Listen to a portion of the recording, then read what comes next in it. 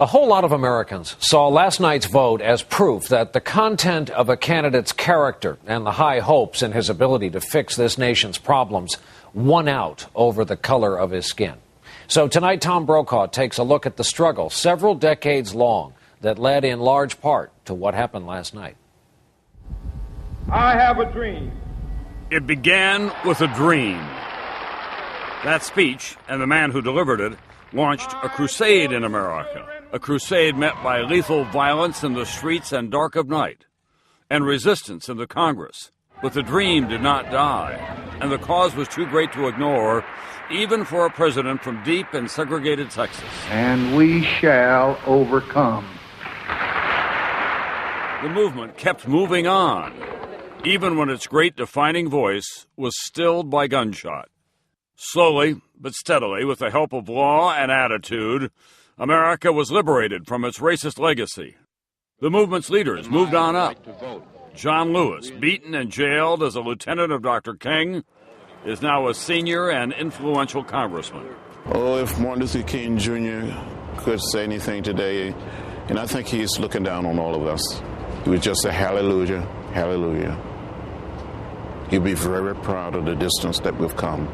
At Dr. King's alma mater, Morehouse College, new possibilities for a younger generation. When I was growing up, you used to clown around saying, hey, maybe I can be president, but you never actually thought it could be true. Now you can actually see someone that sort of looks like you being in a position that you could possibly one day be in, and it opens up a whole new world to you. And a whole new world as well for students in New York's famed Harlem neighborhood. A role model unlike any they've seen before. You think to yourself, I could be president someday? He was the first African-American president, so if he can do it, then I think that I can do it.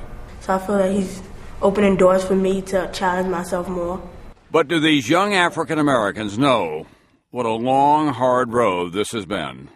Andrew Young, Dr. King's young assistant, traveled that road and became the UN ambassador, Atlanta's mayor, and a congressman. Did you expect there would be more racism in this presidential campaign or less?